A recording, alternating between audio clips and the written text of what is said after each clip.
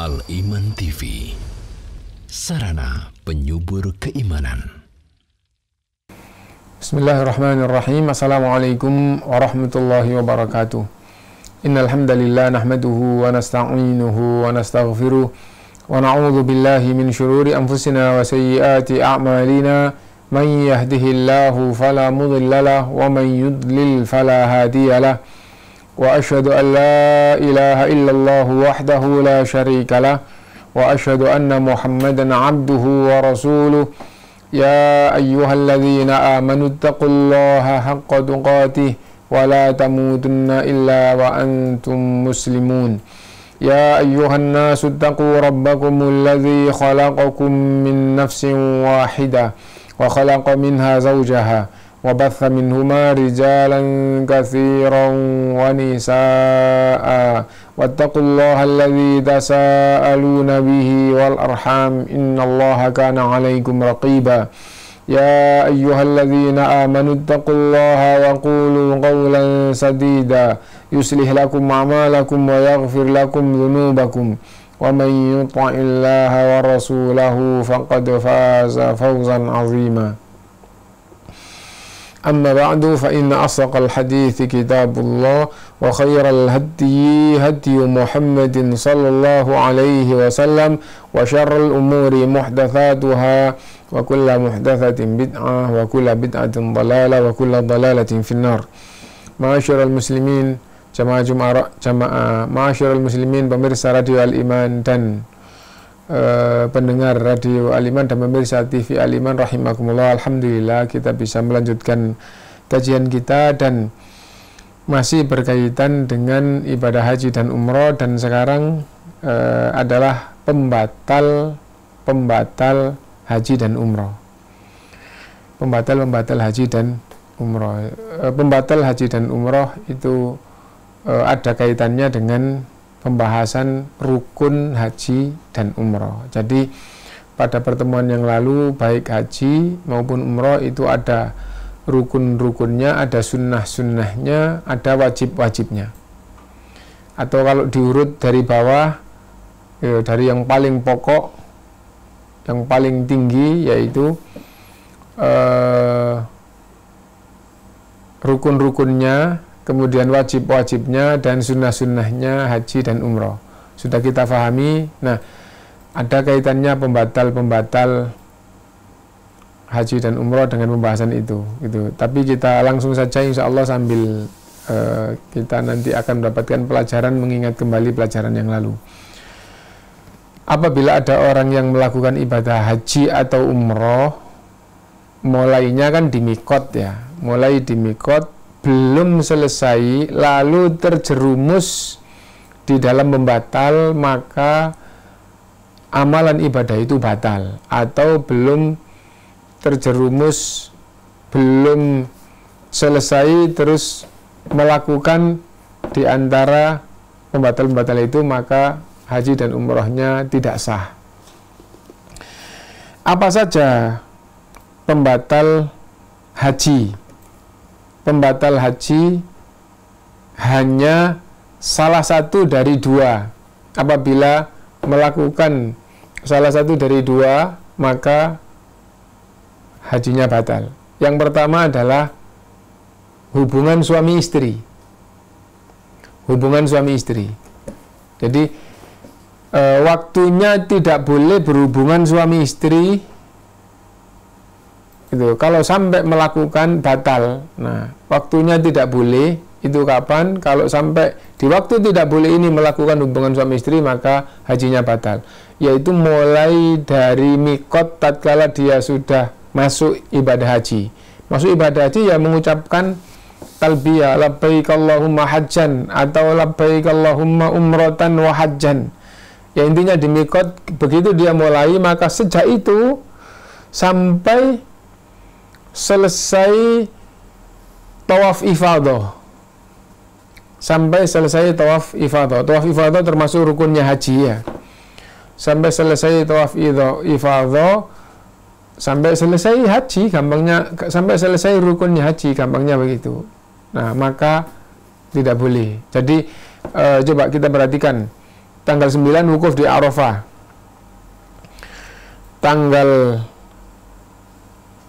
9 wukuf di Arafah, malamnya mabit di Muzdalifah. Besok paginya dari Muzdalifah menuju ke Mina, terus melempar jumroh Aqabah. Setelah itu, setelah melempar jumroh Aqabah, ya, boleh langsung menuju ke Mekah untuk tawaf ifadah. Apabila dia belum sa'i haji, maka langsung sa'i haji. Setelah itu, meskipun haji belum selesai, masih ada yang wajib-wajib, tapi rukunnya sudah selesai. Nah, setelah itu boleh, karena sudah tawaf ifadah, dan kalau belum sa'i haji, melakukan sa'i haji, maka setelah itu rukunnya sudah selesai, sudah boleh berhubungan suami istri. Tapi sebelum itu kalau sampai berhubungan suami istri, maka hajinya batal semua. Nah, jadi intinya pembatal haji yang pertama adalah berhubungan suami istri. Berhubungan suami istri. Kalau sudah masuk, belum selesai berhubungan suami istri, maka hajinya batal. Tapi makna selesai di sini, selesai rukunnya. Selesai rukunnya. Meskipun yang lebih baik ya, kalau ibadah kepada Allah itu sampai betul-betul selesai sempurna baru melakukan hubungan suami istri, itu insya Allah lebih baik. Tapi kalau masalahnya adalah boleh atau tidak boleh, sampai selesai rukun, maka tidak boleh, setelah selesai baru boleh berhubungan suami istri. Kembali ya, bahwa pembatal haji adalah berhubungan suami istri. Penjelasannya mulai dari mikot masuk ibadah haji labbaik Allahumma hajjan sampai tawaf ifadah, sa'i haji selesai. Nah, sampai situ tidak boleh berhubungan suami istri. Apabila sampai berhubungan suami istri, maka hajinya batal. Itu. Yang kedua, pembatal haji. Kan tadi kan salah satu dari dua itu. Atau nggak berhubungan suami istri tapi pembatal satunya. Apa satunya? Yaitu tidak melakukan salah satu dari rukun haji. Nah, ini yang tadi di awal kita katakan ada kaitannya dengan pembagian haji, yang ada yang rukun, ada yang wajib, ada yang sunnah lah. Rukunnya haji itu apa? Rukunnya haji sudah kita bahas dulu, jumhur ulama menyebutkan 4. Tapi di antara ulama ada yang nambah 1. Satu ini oleh jumhur dikatakan wajib, bukan rukun, tapi beberapa ulama memasukkan satu ini ke dalam rukun. Ya. Kalau masalahnya itu termasuk bagian yang penting, ya termasuk bagian yang penting. Perbedaan ulama, jumhur ulama, kebanyakan ulama mengatakan rukunnya hanya 4, tapi beberapa ulama memasukkan yang satu ini, yang penting juga ini ke dalam rukun, berarti rukunnya 5. Nah, salah satu dari 5 ini kalau tidak dilakukan, hajinya batal. Kalau jumhur 4. Salah satu dari 4 ini kalau tidak dilakukan, hajinya batal. Nah, jadi itu. Apa saja rukun haji? Nah, kita ini berarti mengulang pembahasan rukun haji ya. Menurut jumhur kan 4. 1, niat. Yang dimaksud dengan niat di sini adalah tatkala berada di mikot, lalu mewujudkan yang di dalam hatinya dengan mengucapkan labbaik Allahumma hajjan. Itu ada macam-macam. Labbaik Allahumma hajjan boleh, labbaik Allahumma umratan mutamatti'an ilal haji boleh, labbaik Allahumma hajjan mutamatti'an boleh, labbaik Allahumma hajjan mukrinan boleh. Labbaik Allahumma hajjan gitu tok boleh. Bahasa Indonesia atau artinya boleh. Boleh gitu ya. Nah, jadi itu. Jadi intinya bahwa niat haji atau ihram di mikot gitu. Yang pada waktu itu kita menyampaikan dalam sholat itu seperti takbiratul ihram. Kalau sudah takbiratul ihram berarti orang itu sudah masuk dalam sholat, maka hal-hal yang membatalkan itu atau yang haram tidak boleh lagi dilakukan. yang diharamkan dalam sholat. Nah ini juga gitu. Yang pertama adalah niat di mikot itu. Yang kedua, wukuf di Arafah. Itu rukun ya. Rukun haji yang kedua adalah wukuf di Arafah. Ini jumhur dulu yang rukunnya tadi 4. Nah, yang ketiga adalah tawaf ifadah. Tawaf ifadah. Kalau yang nomor 1, niat atau ihram itu tempatnya di mikot. Tempatnya di mikot. Kalau wukuf ditetapkan tempatnya Arafah, tanggalnya tanggal 9, waktunya zuhur sampai tenggelam matahari. Gitu. Sebentar sudah sah, yang penting sempat wukuf di Arafah. Nah, itu. Nah, yang wajib apabila sudah masuk tidak keluar sampai tenggelam matahari. Nah, jadi itu. Jadi masuk jam 1 baru 10 menit terus sudah langsung ke Musdalifah, sah. Kenapa? Karena sudah wukuf di Arafah. Tapi ada kewajiban yang tertinggal, apa? Meneruskan sampai tenggelam matahari. Nah, kembali, wukuf di Arafah termasuk rukun. Yang ketiga, tawaf ifadah. Kapan waktunya? Waktunya tawaf ifadah paling cepat adalah tanggal 10 setelah melempar jumrah Aqabah. Tanggal 9-nya wukuf di Arafah, malamnya bermalam di Musdalifah, 10 pagi setelah sholat subuh, setelah terang menuju ke Mina, melempar jumrah Aqabah. Setelah melempar jumrah Aqabah, itu waktu tawaf ifadah yang paling awal. Kok pakai yang paling awal? Boleh tertunda tanggal 11 besok, boleh tanggal 12, boleh tanggal 13, boleh mundur tawaf ifadah. Dan yang keempat, sa'i haji. Sa'i haji. Sa'i haji itu maksudnya apa? Sa'i bukan sa'i umroh. Kan kalau tamattu kan, yang dimaksud dengan tamattu kan umroh sampai selesai, terus habis itu tahallul terus bebas. Nanti tanggal 8 baru haji, kan itu. Nah, kalau dia pas datang pertama itu dia umroh, berarti tawaf dan sa'inya kan tawaf dan sa'inya umroh. Gitu. Pas datang dalam keadaan ihram terus langsung tawaf. Ya, tawaf. Habis tawaf sa'i. Habis sa'i selesai tahallul. Lah ini kan Anda umroh terus tahallul terus bebas. Sampai tanggal 8 baru mulai haji, itu namanya haji tamattu. Jadi antara umroh dan hajinya ada tamattu. Tamattu apa? Bersenang-senang. Kenapa? Karena sudah tidak pakaian ihram, sudah tidak ada larangan ihram. Nah itu namanya tawafnya tawaf umroh, sa'inya sa'i umroh, berarti belum tawaf dan belum sa'i untuk haji. Nah, setelah tanggal 8 langsung ke Mina, dari Mina langsung ke Arafah tanggal 9, tanggal 9 malam di Musdalifah, paginya ke Mina. Kalau mau cepat-cepat, setelah melempar jumrah di Mina tanggal 10 langsung tawaf ifadah, langsung sa'i haji.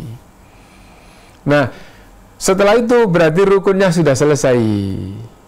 1 dari 4 ini, yaitu niat atau wukuf di Arafah atau tawaf ifadah atau sa'i haji, ada yang tidak dilakukan, maka hajinya batal. Nah, itu menurut jumhur ulama, kebanyakan ulama. Menurut beberapa ulama tambah 1. Apa 1? Setelah wukuf di Arafah, bermalam di Musdalifah itu juga rukun. Nah, hanya saja jumhur ulama berpemahaman bermalam di Musdalifah itu enggak rukun, tapi itu wajib. Nah, ini perbedaan pendapat ulama. Kesimpulannya pembatal haji adalah ada yang menyebutkan salah satu dari 2 hal, ada yang menyebutkan salah satu dari 5 hal langsung. Nah, jadi itu. Jadi gitu. Salah satu dari 2 hal. Yang pertama jima, yang kedua tidak melakukan salah satu rukunnya umroh. Nah, itu. Nah, kalau bahasa ulama yang lain, pembatal haji adalah 5, gitu. Apa saja, gitu. Melakukan jima 1, ya. Salah satu dari 5 ini tidak sesuai, hajinya batal, yaitu melakukan jima batal. Yang kedua, tidak pakai niat di mikot, batal. Atau yang ketiga, tidak pakai wukuf di Arafah, batal. Atau tidak pakai tawaf ifadah, batal. Atau tidak pakai sa'i haji, batal. Nah, sama saja, enakan yang menyebutkan 2 ya.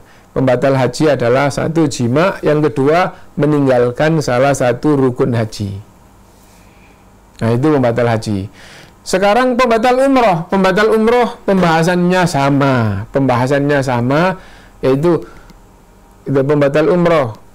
Jima apabila sudah masuk, belum selesai, sudah masuk ibadah umroh terus belum selesai, terus jima, maka batal. Misalnya begini, kalau orang umroh itu kan cuman setahap selesai itu ya. Jadi setahap bagaimana? Jadi misalnya begini, di mikot, labbaik Allahumma umrotan, terus begitu masuk ke Mekah, terus tawaf, sa'i, tahallul, sudah selesai, kan itu ya? Iya, itu di zaman sekarang yang cepat, tapi di zaman sekarang pun banyak yang ke Madinah dulu, ya, berangkat umroh dari Madinah. Setelah dari Madinah secara umum keluar dari hotel itu setelah zuhur, sebelum asar, kan check out itu standarnya jam 2. Nah, jalan itu banyak yang sudah asar baru jalan, gitu ya. Jalan, nah nanti di mikot, labbaik Allahumma umrotan, terus sampai di Mekah biasanya secara umum masuk hotel dulu. Begitu masuk hotel, banyak yang istirahat dulu, banyak yang langsung. Nah, kalau seandainya sekamar berdua sama istrinya istirahat dulu, ternyata ketika istirahat itu nggak bisa tahan, terus berhubungan suami istri, batal umrohnya. Nah, jadi itu. Nah, jadi kesimpulannya pembatal umroh satu yaitu berhubungan suami istri itu sebelum selesai, batal umrohnya. Yang kedua, suka sama, meninggalkan salah satu rukunnya. Lah, rukunnya umroh apa? Rukunnya umroh 3, tidak ada beda di kalangan ulama. Rukunnya umroh itu 3. Apa itu? Niat di mikot.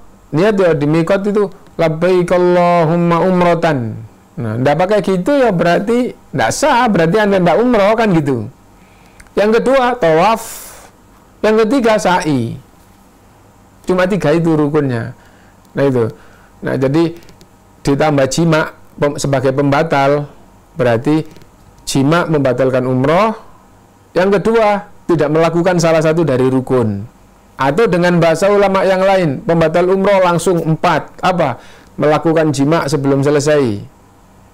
Yang kedua, tidak pakai niat. Yang ketiga, tidak pakai tawaf. Yang keempat, tidak pakai sa'i. Itu beda ungkapan aja. Nah, itu pembatalnya. Nanti kalau ada yang tanya, lah kok nggak pakai ihram? Maksudnya pakai baju ihram itu hanya wajib. Jadi seandainya orang itu umroh terus pakai baju, pakai celana, gimana? Sah. Tapi ada kewajiban yang tidak dilakukan. Nah, jadi itu. Nah, lo kok nggak pakai cukur? Nggak pakai cukur, nggak pakai potong rambut. Potong rambut sama cukur, ya, itu bahkan kebanyakan ulama mengatakan hukumnya sunnah, sedikit yang mengatakan wajib. Jadi sudah labbaik Allahumma umroh di mikot, habis itu tawaf. Sampai Mekah tawaf, setelah tawaf sa'i, setelah sa'i sudah selesai, nggak pakai potong rambut, nggak pakai cukur, selesai gitu aja, sah. Kenapa? Karena begitu sudah selesai sa'i yang ke-7 berarti sudah selesai. Nah, itu. Nah, lah kalau meninggalkan potong rambut atau cukur dengan sengaja, umrohnya tetap sah. gak pakai cukur, langsung aja ke hotel, ganti baju atau ke hotel terus itu sudah sah. Nah, ulama berbeda pendapat apakah dosa karena sengaja meninggalkan atau nggak sampai dosa. Yang mengatakan wajib dosa, kenapa? Sengaja ada kewajiban tidak dilakukan. Itu. Nah, yang mengatakan sunnah nggak dapat pahala gitu saja. Ada faedah sedikit di sini. Amalan haji dan umroh itu ada yang rukun, ada yang wajib, ada yang sunnah. Kan gitu toh di bagian amalannya. Yang rukun harus terpenuhi, nggak terpenuhi batal. Yang wajib nggak dilakukan, nggak sampai batal. Nggak sampai batal. Gitu. Nah, adapun di dalam bab sholat ada rukun, ada wajib, ada sunnah. Yang rukun harus, nggak bisa sampai nggak dilakukan. Adapun kalau yang wajib itu di dalam sholat harus dilakukan. Kalau sengaja ditinggal maka batal. Kalau nggak sengaja masih bisa diganti sujud sahwi, harus diganti sujud sahwi. Apabila sudah tidak bisa diganti, lupa atau nggak sengaja meninggalkan yang wajib, terus nggak sempat mengganti dengan sujud sahwi, nggak mungkin bisa ditambah. Nah, itu tetap sah sholatnya. Tapi kalau sengaja sadar ditinggal, kalau dalam sholatnya nggak sah. Tapi kalau dalam bab haji dan umroh, nah itu nggak sampai batal. Nggak sampai batal. Yang penting rukunnya dilakukan maka ibadahnya sah. Nah, yang wajib sengaja nggak dikerjakan, ya dosa, harus bayar kafarat, harus istighfar, harus taubat. Nah, masyaallah muslimin, pembahasan kita sampai pada pembatal haji dan umroh. Pembatal haji adalah satu jima. Kalau dia statusnya sedang ihram untuk ibadah haji, belum selesai jima, maka hajinya batal. Yang kedua adalah meninggalkan salah satu dari rukun. Meninggalkan atau tidak melakukan salah satu dari rukun, maka hajinya batal. Lah apa salah satu dari rukun itu? Niat, wukuf, tawaf ifadah. Tawaf ifadah ya tawaf haji gitu, gak apa-apa. Nama lain tawaf ifadah ya tawaf haji dan sa'i haji. Nah, niat, wukuf, tawaf, sa'i.